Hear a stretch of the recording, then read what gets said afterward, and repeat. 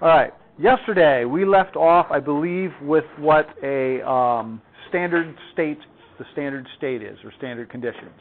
Okay. And we were essentially referring to this scenario. Does anyone want to recall or remind me what the E stands for?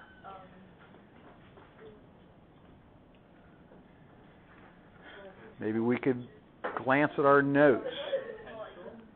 Yeah, electric potential. Sure.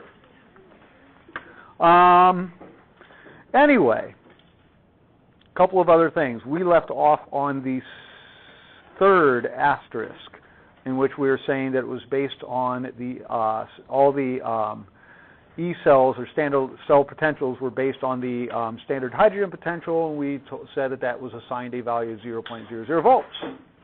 Okay, we're now moving on to probably one of the most critical pieces of the whole thing. In order for a reaction to be spontaneous, and again, meaning occurring without any outside addition of energy, we're going to, the E cell has to be positive. E cells have to be positive. In fact, we're going to use that idea to help us calculate the actual electric potential of different cells that we're going to evaluate. Now, I'm emphasizing that whole idea that they have to be positive because in the near future, the next unit, we're going to be calculating something called Gibbs free energy to determine if a chemical reaction in general is going to be spontaneous. And in that case, the delta G's have to be negative. And about the only place you guys can screw these up is forgetting which one goes with which. So, electric potentials are always, in order to be for the process to be spontaneous, are going to have to be positive. All right. With that being said, your book gives you an equation for calculating E cells. In my opinion, I think that equation is a little difficult to use because you forget how the equation works. And it's not on the equation sheet. So in my way of thinking, it's easier to do it the way I'm about to show you. So here we go. And I'm going to redraw a brief version of that cell that I had drawn earlier yesterday.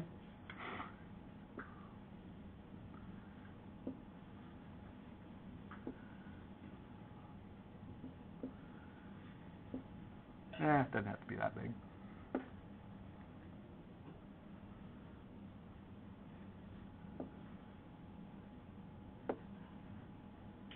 Okay.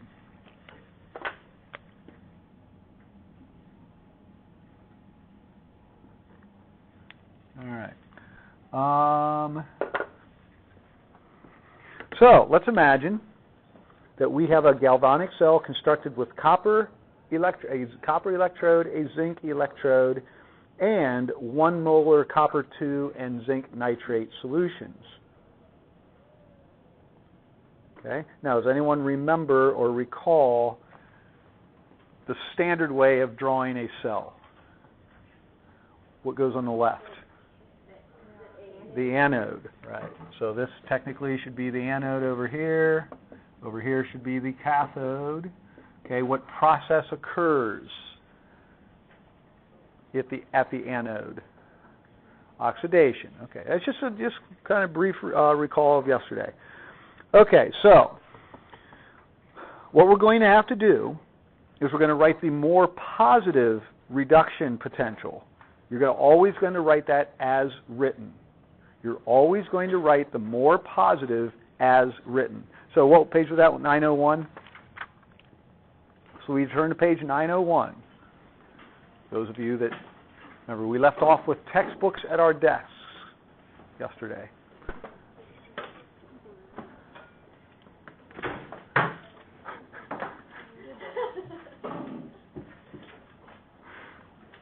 That away, Judy.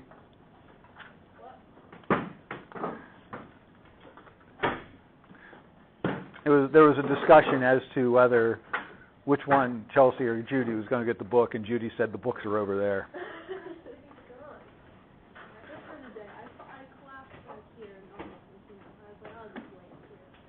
Anyway, page 901.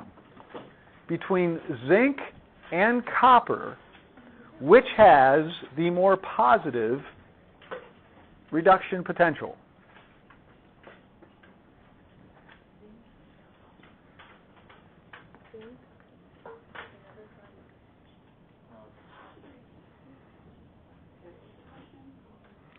Which reduction potential has the more positive? That would be the copper, or that would be, sorry about that. That would be the copper, right? So, to reduce, it's going to be copper. What is that reaction?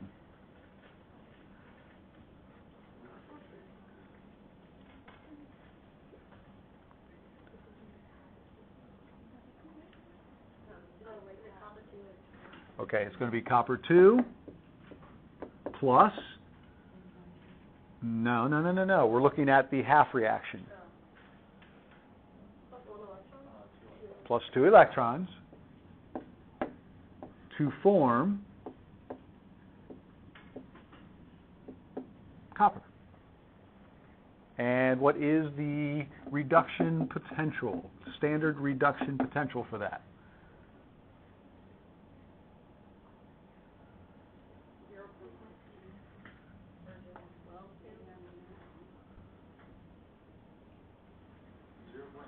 Looks like 0.34 to me.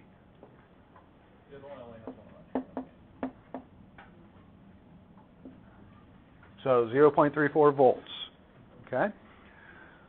Obviously, then the zinc has the less or the least reduction or smallest reduction potential. So therefore, we're going to write that as an. Well, what are we going to have to do? What is its reduction potential? Negative 0.76, right? Now, if I add those two things together, what is my final result going to be? It's going to be negative, so therefore that wouldn't be a spontaneous process, right?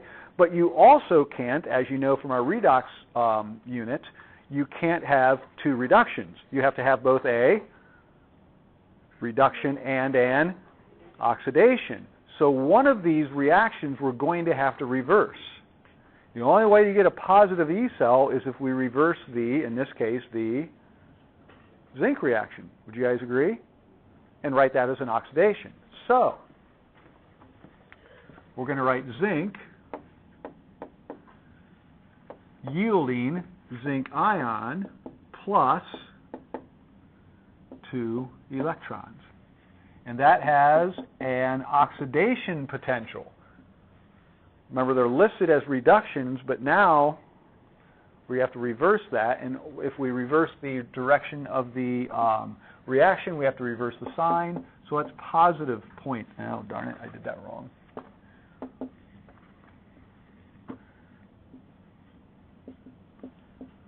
I would get in the habit of using positives and negatives. That way you don't screw that up, and that way you're focused on the signs. Like I said, your book gives you a little equation, but in my opinion, it's easier to do it this way.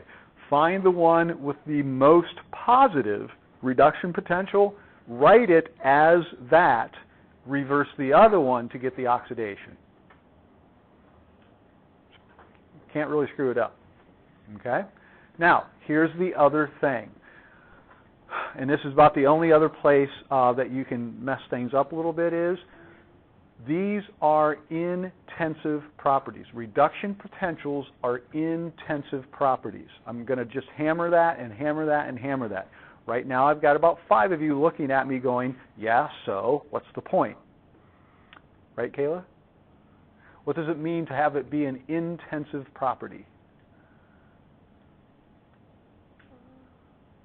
We might have an answer. Well, we have an answer. It might be right. Doesn't matter how much there is. So, for example, what are some other intensive properties that you guys are very familiar with? Density is one. Temperature is not even like a property. Okay. But no, go. You can. It's related to temperature. Boiling point, freezing point, density, odor, color. Wait a minute. What? Never mind. What color is your shirt? No. Okay. I'm not. Okay, I'm not. Never mind. Okay. Just don't worry about it. Okay, I won't. Anyway, those are all intensive properties. It doesn't matter how much of those things you have, still has the same quantity, still has the same value. Same thing with reduction potentials. They are intensive properties. It doesn't matter. Remember when we balance these equations, we adjust the coefficients to keep track of the number of electrons that are being transferred? It doesn't matter how many times this process happens, it still has the same reduction potential. Are you following? And again, the difference here is when we get to the energy stuff, it does matter. Those are all extensive properties. So electricity is intensive properties. Keep that in mind. Okay. You'll have plenty of opportunities to get that right. Okay. Anyway, so what we do at this point then is add up the overall reactions. In this case, it's pretty darn easy. First of all, do our electron transfers equalize? Yeah, so that's easy. So we just bring everything down. So we get zinc plus copper ion, copper 2 ion, yielding zinc ion and copper.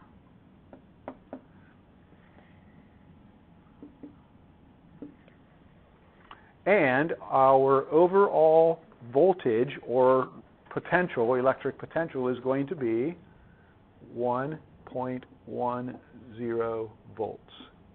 So the E cell for this reaction is 1.10 volts. Yes? Okay, so you know how we switched zinc so that way it would be an oxidation, yeah. So what if we had a different... We actually reversed it so it would be an oxidation. Okay. It just so happens that its its potential became positive because we reversed the reaction. Did that answer your question? Good. And so you were kind of looking at the other way. Yeah, so I was like, what if we had a smaller, negative number? I know, but what we did is we needed to have an oxidation. But so if we follow the guidelines, you guys are going to get plenty of practice on this stuff, okay? That's what the whole assignments are, is doing stuff like this, is figuring out which of those you're going to keep as a reduction, which one you're going to make an oxidation. And if you follow the guidelines I just told you, in that you keep the more positive one as the reduction, you'll always turn out okay. Everything good so far? Okay, so now let's kind of label this. Which of these is going to be occurring at the anode then? In other words, in which case is oxidation occurring? With the zinc. So this would be the zinc, just a strip of zinc, and in the solution that it would be in would be, well, if you read the question, zinc nitrate. Now, is zinc nitrate completely soluble in water? It is, because of the nitrate ion. So we've got a bunch of zinc ions floating around, plus a bunch of nitrate ions floating around. Okay. Over here, what do we have? We have a strip of copper and copper 2 nitrate.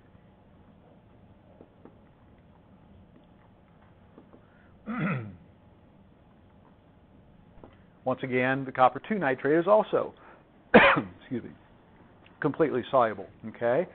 So now, let's look at the reactions here.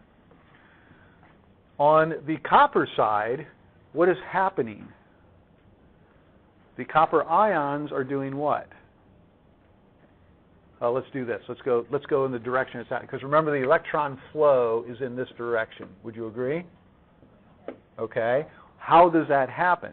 Well, according to the oxidation half, what is happening to the solid zinc? It is oxidizing and forming zinc. I didn't write this, my bad. Ions that go in solution. So, what is going to happen to the mass of the zinc electrode? over time? It's going to decrease because the zinc atoms are becoming zinc ions that are now increasing the concentration of zinc ion in the solution. And electrons are being released and traveling this way. On the other hand, the copper electrode is acquiring electrons. And according to this reaction, the copper ions are gaining electrons, which were released from the zinc atoms. And so now the copper ions are going to, what we say, plate out onto the onto the copper strip. So the copper strip's mass is going to increase.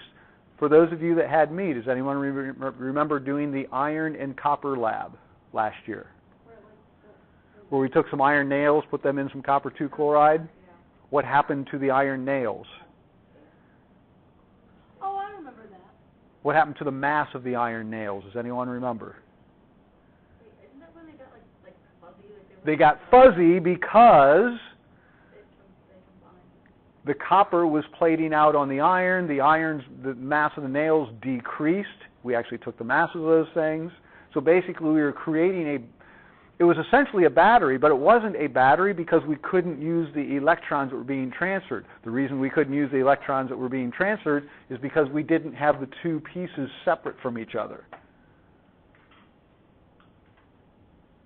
If we were able to separate those from each other, then we could use those electrons. The electrons were being transferred, except it was just happening in the same container. Okay, anyway. So the mass of the copper electrode is going to increase because copper ions are going to plate out on that. Now, let's assume that we have, and yesterday we talked about having a salt bridge made out of, I thought it was potassium nitrate. Is that what we did yesterday? So once again, let's imagine that we have potassium nitrate as our components of our salt bridge. Okay. Well, remember the electrons are traveling in this direction. This side is going to end up being more negatively charged. So in order to keep the charge balanced, the potassium ions are going to have to migrate this way. This side is going to become positively charged because we're losing we're forming 2+ ions over here, so it's going to have a resulting positive charge. So to have a charge or maintain the balance of charge, the nitrate ions are going to migrate that direction. There we go. Now we have our first one that we've actually looked at with real things. Okay? So, to summarize here, once we add the two reactions together, we get this as our product, and with an E cell of 1.10 volts.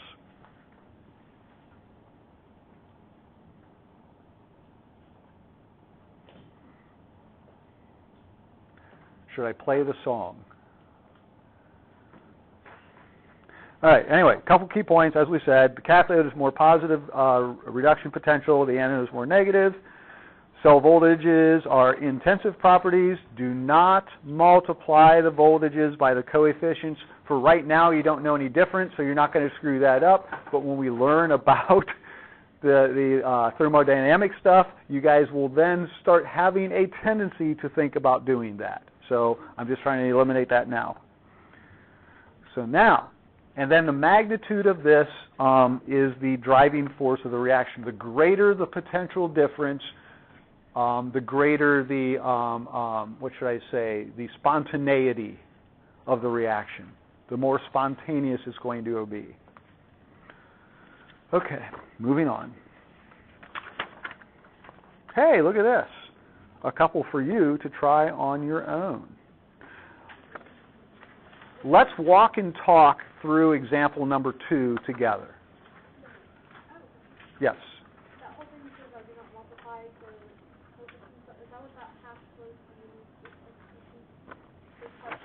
was? I'm looking. Yes. Yes. Okay, let's walk through number 2 together.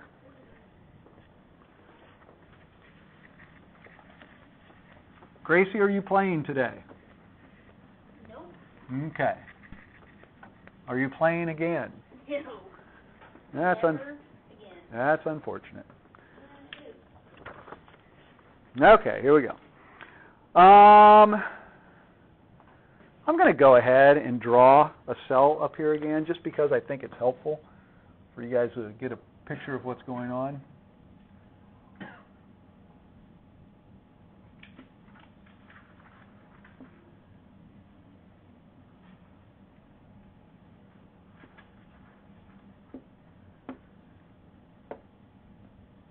Yeah, good enough. All right, here we go. So we have what? Some silver and copper electrodes in appropriate solutions. So we're going to think this well. We're going to think through this a little bit. Okay, so what are my possible reactions we can look at? And I will say it's going to go as far as it can go. That's just a hint. That'll help you make a decision here in a little bit. Okay?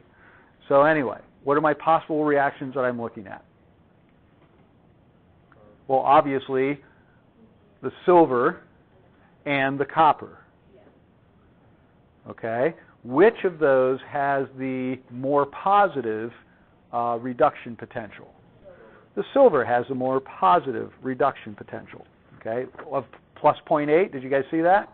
Okay, so we're going to write that as silver ion plus an electron reducing to produce solid silver. Everyone hunky-dory there. Has a reduction potential of, what do we say, plus 0.8? Okay. Now, which copper are we going to use? Well, that's where my hint comes into play. It's going to go it's going to go all the way.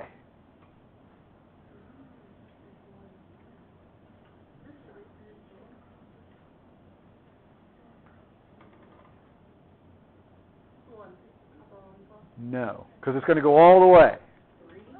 Well, I didn't think there was a copper 3. I didn't think so either, But there's definitely a copper 2 because we just got done using that one. question, in the table there's 2 copper 2s. Okay, so which one are we going to use? The one, the least potential. What's the other copper 2? There's only one. Yeah, I was just going to say there's only one. No, one of them 0.34. Oh, one of them plus 0.01. One of them goes with, I'm going to guess, I haven't looked at the table, but I'm going to guess is a copper 1 to copper 2 or a copper 2 to copper 1. Solid, and there's one to like an ion. Yeah, we want the one going to the solid. So, what is the value of that one? And this is, I'm going to guess, yeah, again, 0.34. It's the exact same one we had last time. And I believe this is what you were asking earlier about, possibly. What if? Well, now you'll see. Okay? So, in this case, we're going to have to write this as an oxidation. Yeah, we're going to have to write it as an oxidation. So we're going to take the copper to produce copper 2 ion and 2 electrons.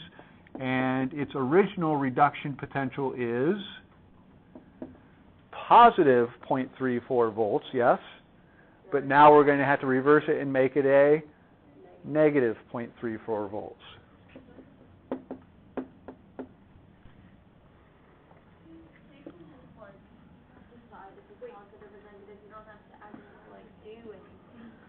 Oh, let's make it negative, because you don't actually do the one. And again, by setting it up the way I'm having you set it up so you don't screw this up, is if you choose the more positive reduction potential as the one that reduces, it automatically makes the other one become an oxidation. It seems like magic, but it's not. Kind of is. Yes. The one that reduces the more. The more positive reduction potential, meaning the more easily reduced species. And that's why I had the conversation with you guys yesterday about why fluorine is the most easily reduced substance, so that you recognize that this is the one that's going to reduce. We're going to keep that as a reduction. You're not going to have a less reducible species reduce over a more reducible species. Yes? Was the second, the copper one, would that be offset? Oh, sorry about that. You're right. I mean, yes. Yes. My bad. You're good. I was just thinking. I'm with you. So do we get 0.46 here? So the E cell is plus 0.46 volts. So, which one has a greater potential? Obviously, the first one that we looked at, the zinc and copper one. Okay, so how are we going to construct this cell if we want the anode to be on the left and the cathode to be on the right? What am I going to put for the anode on the left? Or sorry about that, the electrode on the left. We're going to put copper over here, and we're going to put silver over here. And in here, we're probably going to put some what? I would highly recommend maybe some copper 2 nitrate. And over here, possibly some silver nitrate. Why not?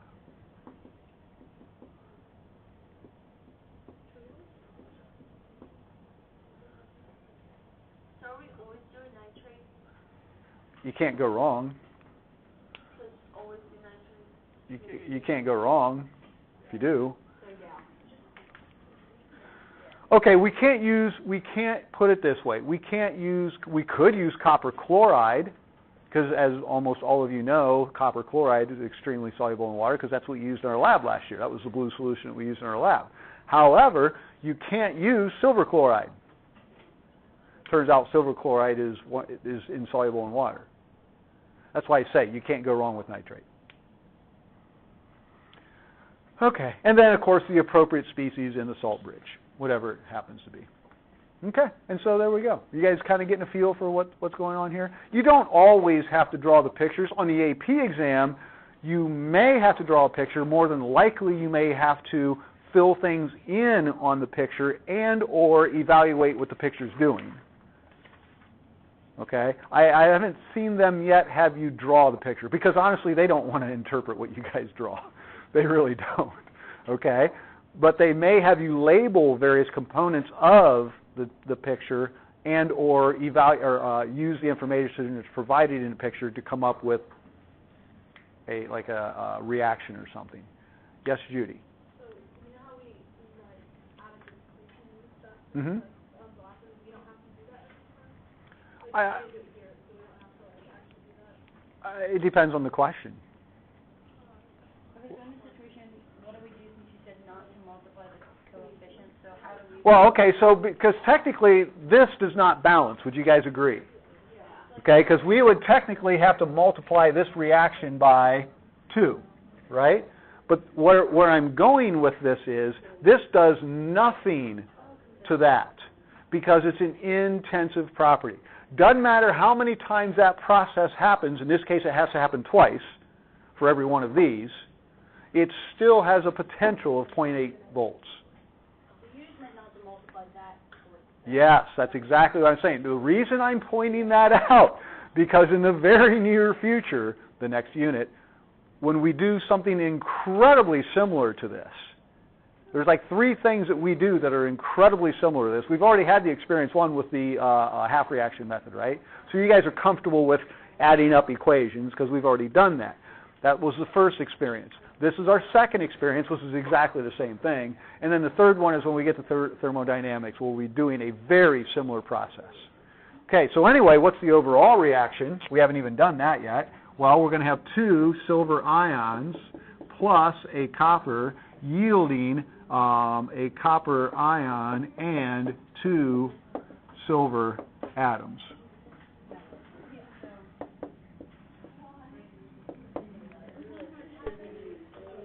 Okay. I'm going to let you guys go ahead and try the next 2 on your own. Some of you have already dove in a little bit.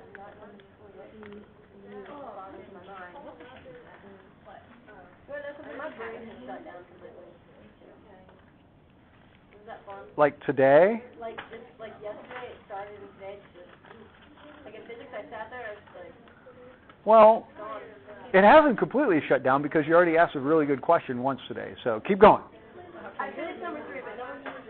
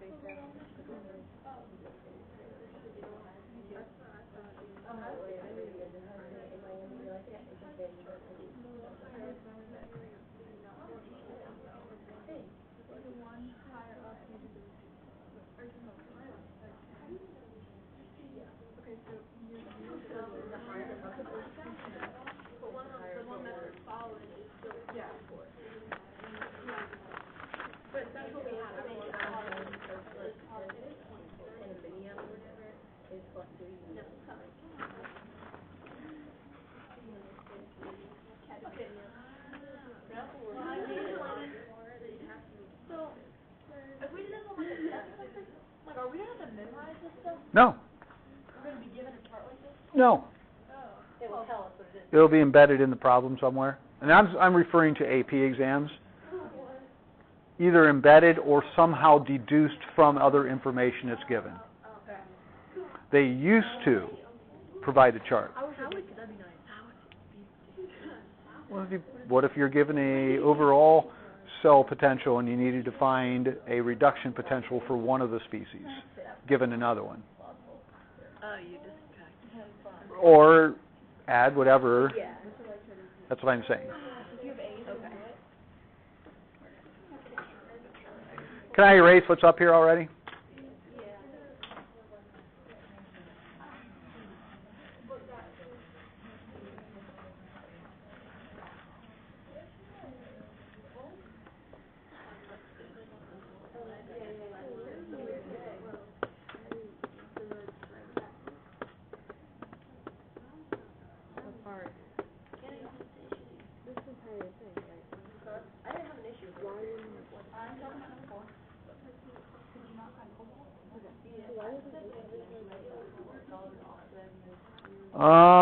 Oh, there it is. Okay, found it.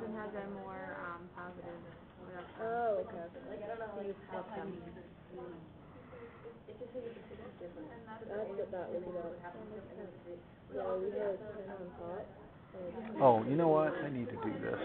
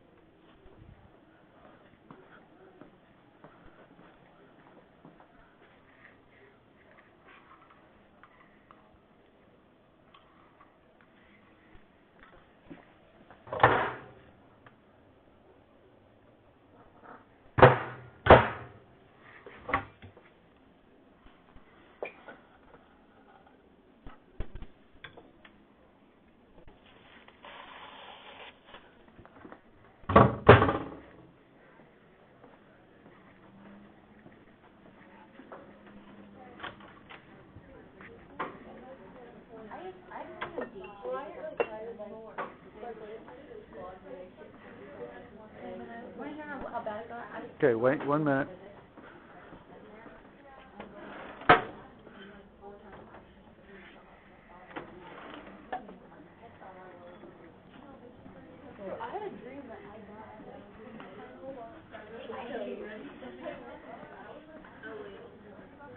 Here, Gracie. Make something fun out of this. Little shape of some sort. I don't care what. Well, yeah. How much time? 12? 8? Okay. Oh, isn't it? Okay, so cobalt is negative 0.277. Somebody asked me for cobalt. I'm giving cobalt.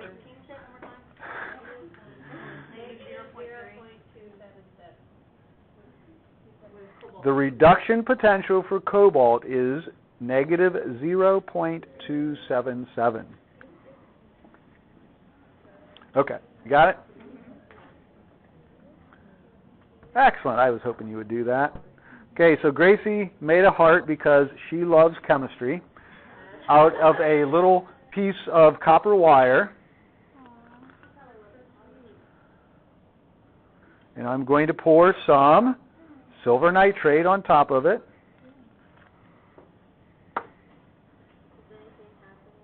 Oh, well, it happened as soon as I poured it on there. But we're going to let it hang for a little bit on a white piece of paper.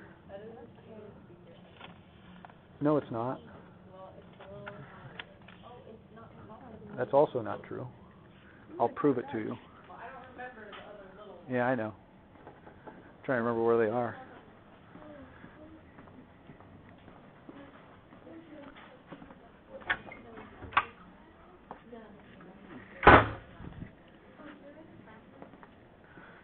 You may remember these, though.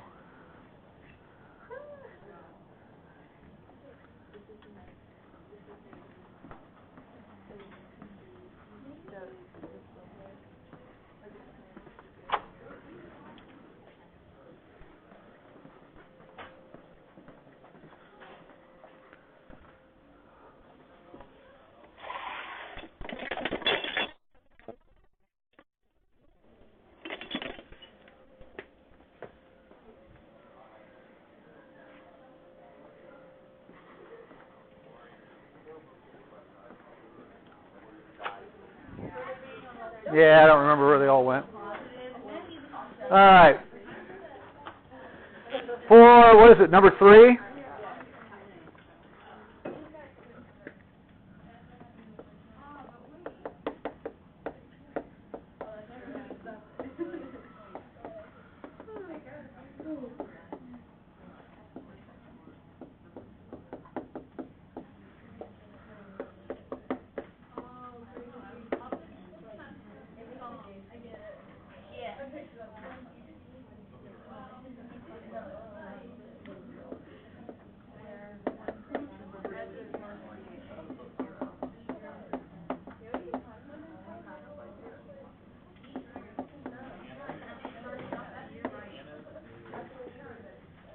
All right, were you guys getting something that looked like that? So, here we have a scenario in which the more positive reduction potential was actually negative. But that's okay because it was the more positive. Okay? It has a larger reducing potential than the other one. That's kind of what you were... No, I was trying to figure out why you picked the numbers because they're rounded. Oh, I may have pulled them from a different source because I've been using these examples for a while. Okay. So anyway, the overall reaction obviously is... And...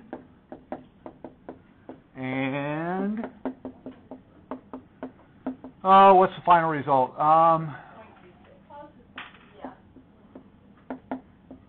Okay. There we go. Yeah. So, our little group over here are having a debate because some of us thought that, like, the anode and the cathode, we were kind of confused on whether you want us to base it on, like, which one's negative or which one is oxidizing reducing. We've already established that. So what was the result? What was the conclusion of this debate? The conclusion that it was the CD ones and then oxidized. There you go. So we base it on whether it's oxidized or That's the only thing you base it on. It's the only thing you base it on. on like the diagram it had the negative, a positive, said this side's gonna be this. That's what the solver is for, so it keeps it in equilibrium. It's what's producing the electrons and what's gaining the electrons. Okay? Okay, next.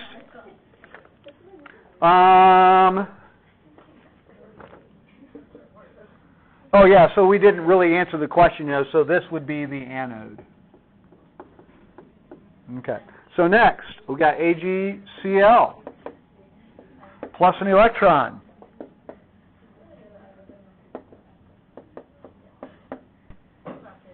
And then over here, we're going to have cobalt.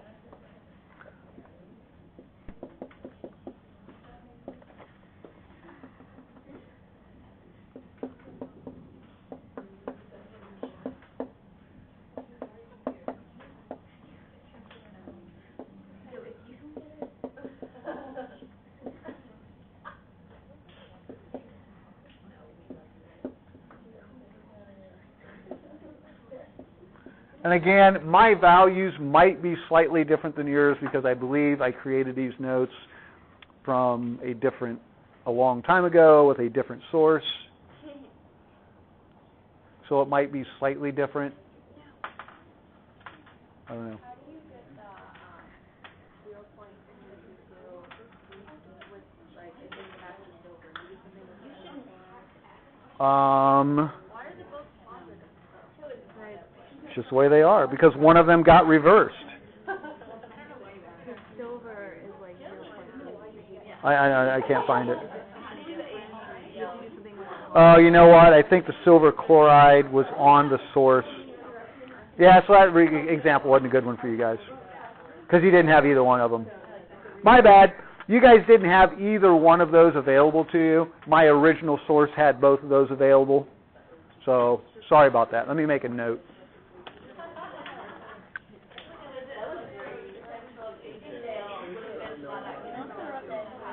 Yes.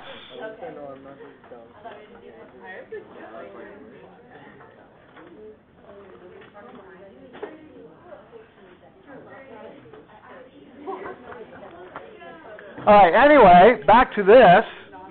Now, does anyone remember what copper solutions copper ion containing solutions look like? Okay.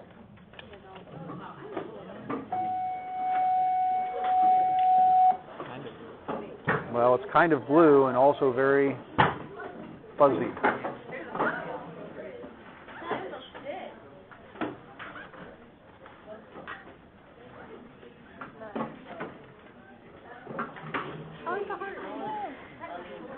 Because Gracie loves chemistry. Can I touch it? I'll probably like to call it. About a letter of recommendation. Oh yeah, I got to do that. Do you want me to write it on your board to remind you? Nope. It's do what? Like next Wednesday's a cutoff, and Right. it takes them like a week to. Ew, it's gross looking. It looks like a That's little gross looking? You're welcome. Anyone else? Wait, what is it? Was a strip, well, still is a strip of a piece of copper wire in silver nitrate. Why did it turn what? It was black first. Oh, I don't know if it was black. The copper was darker because I had stuff growing on it, but the stuff that was growing on it was silver. Pretty cool though, huh? Get some nice crystals there. Let me show you something. So I know grades are due this morning. So like, are the labs going on next year No, it's already in. or next quarter? I'm sorry, I was doing too many things, Mr. Hillman. Heartbroken call me. Oh, okay. They're already in. They're already in, yeah. Okay, I just didn't. Yeah, I know, because you can't, because it's hidden. Because I haven't unhidden it yet. And you can keep that here if you'd like. I am. That's Good. why I was just going to taking say, out of yeah.